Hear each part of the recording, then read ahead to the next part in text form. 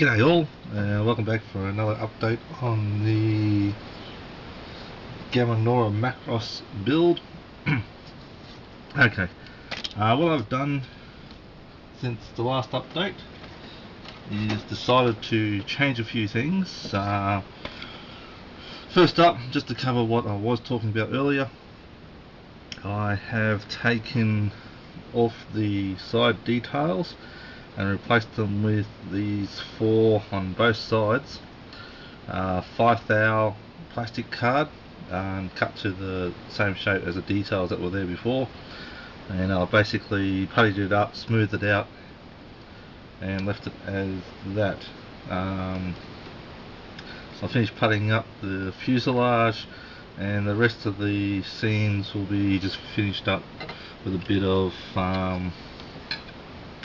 sandpaper just over those seams. These ones here are actually part of a join that will be covered by another piece later on. So that's on both sides. There is a bit of fine detail here. I'm going to leave it there. I've fixed it up as much as I can.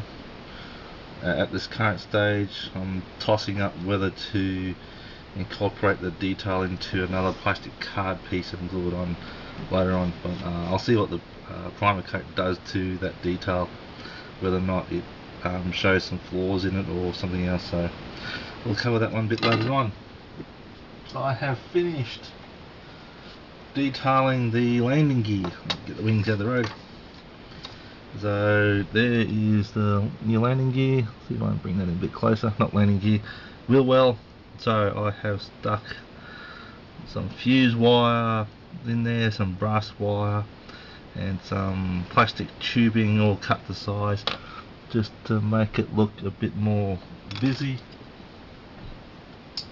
And besides that side,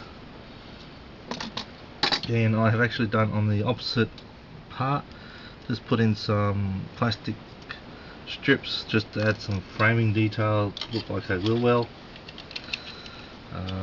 Basically, when this thing is all said and done, glued together, painted, detailed and all that, it's basically all you're going to see is what's currently in there. Okay, so there's not much in the way of detail you're going to be seeing once everything's put on. And to add some more detail to it, you got the wheels that'll go on, and there'll be some landing bay doors that'll go on around here, which will cover up a bit more of that detail. So there's not much to do that one now. So that's basically primed away. Now waiting for some time on the paint booth to paint that up a bit. I've done that to the other side as well, so that's all come along nicely. Now I have made a big boo-boo. This piece here I basically applied without looking at instructions, and what I have found is that there's 3 parts on the other side. There's this one here and 2 either side down the bottom, which actually allow you to reposition the vanes on the thrusters. So what will happen if I just put that in there is that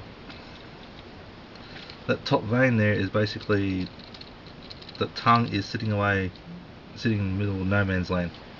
If it had been the right way around, that little tongue there sticking out would keep this down a bit. Realistically, you're not going to see that part once it's all painted and covered up and everything else. All you're going to see is this sticking out of the engine. So what I'm going to do is just basically, once I finish painting these up, glue these in so they're not going to move off that part, and pray like crazy that the fuselage parts of the fuselage around the engines will just cause it to close ever so slightly. I can't see any problems with that a bit further down the track. Okay, new work that I've decided to do. I've decided to drop the control surfaces, or if you like, the flaps and ailerons. I'm not going to drop the slats are the front leading edge. So I've basically used my U-Butte trumpeter line scribing tool and cut away the control surfaces, stuck on some plastic struck at both ends, and did some puttying, because when I cut these off and sanded everything back, I did a dry fit back and noticed that there was in the top, this part here, there was a huge gap at one end where somehow it was cut on an angle. So I fixed all that with putty and plastruck, and that plastruck on the back there that you see is just giving me a bit of extra surface area so to glue this back onto the main wing. Now that's one wing done already, and here's the other wing that I've just currently in process. This tool is great. I used to use the back of a scalpel knife. My scalpel knife being this. Back of a scalpel knife in the groove and pulling towards myself, but I used to break off that tip all the time, and I used to go through those type of knives like they're going out of fashion. But now, since I've got this thing, this is great. So just quickly see if I can cut this off while I'm talking to you on the video here.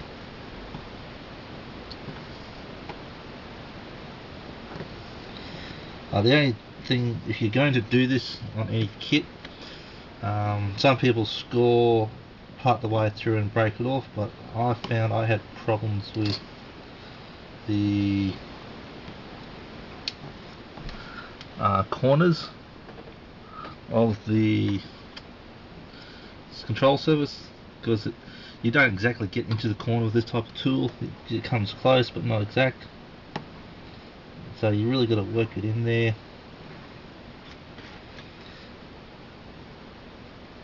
to get a clean corner, but you're not going to get it most of the time. Okay, side problem I've got is this little winglet here sticking up, so I've had to use a post-it note pad to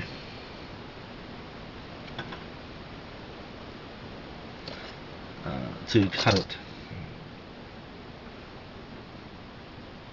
Oh, sorry, to lift up the main surface so I can cut it properly. So as you can see, if I left that in the bottom there, it would just break off.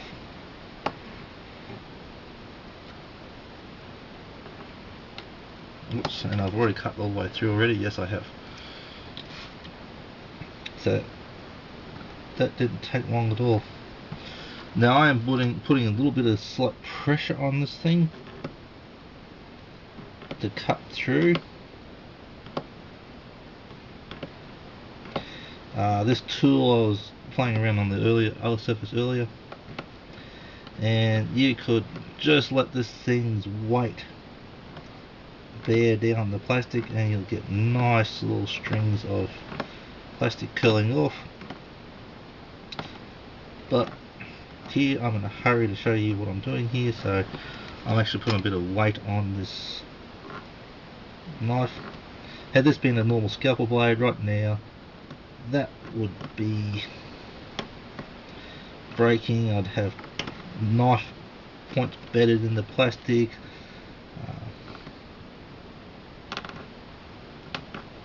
So it can be a bit of fun. Okay, there you go.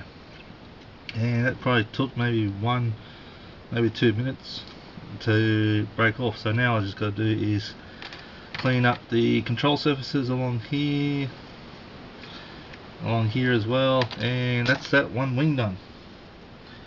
And I'm playing around with the idea of use one of the rear stabilizers to doing the same thing in there, just to reposition it.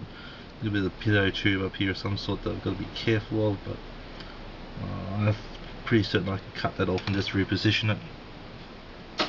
So just giving myself a little bit more extra work and a few more extra delays with this little project. Other than that, she's coming along nicely. I started to glue together miscellaneous stuff the other night, like tyres and some of the wing pods. But yeah, she's coming along nicely. Skull Mole Adelaide is where I'm posting these things, and someone made a comment about why did they paint it pink type thing. Well, if you didn't do any puttying or alterations to the kit, yeah, you could paint this, you could leave this thing as it was, pink, and just put the decal straight on. I think that's what the goal of it was. Why, I don't know, when you just buy a can of pink paint and just paint it pink. Although it's probably one of the better colours to paint, to dye the kits. I prefer grey plastic myself. I have seen some problems with kits that are injected with silver plastic, and they seem to have problems later on in life with the swirls in the plastic coming through, well, this colour swirls in the plastic coming through the paint job later on, especially on light colours. So since it's going to be pink later on, well, it's going to be a slight pink. I can't see any problem with this later on anyhow. It's going to have a grey primer sitting on top of it. Okay, that's it. And yeah, I'll get back to work. Hopefully I'll get along a bit further than what I'm currently progressing at.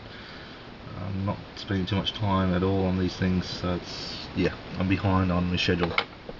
Alright, I'll catch you shortly with another.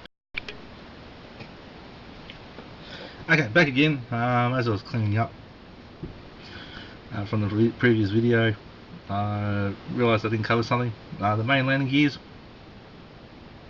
I have put a fine piece of fuse wire down the alio strut for the landing gear, just to give the impression of some sort of hydraulic line of some sort. All I've done there is drill a hole into the leg, put some super glue in there, and bent the fuse wire into the position there and just glued it on the shaft. I think I might put another line in there just to add some complexity to it. On real aircraft, as in proper aviation aircraft that you see around the place, there's not one line, there's usually about 2 or 3 or more, maybe more. So I'll just put another one there just to give it a bit more, make it a bit more busy basically. So yeah, that's all I wanted to say. Yeah, so let's move.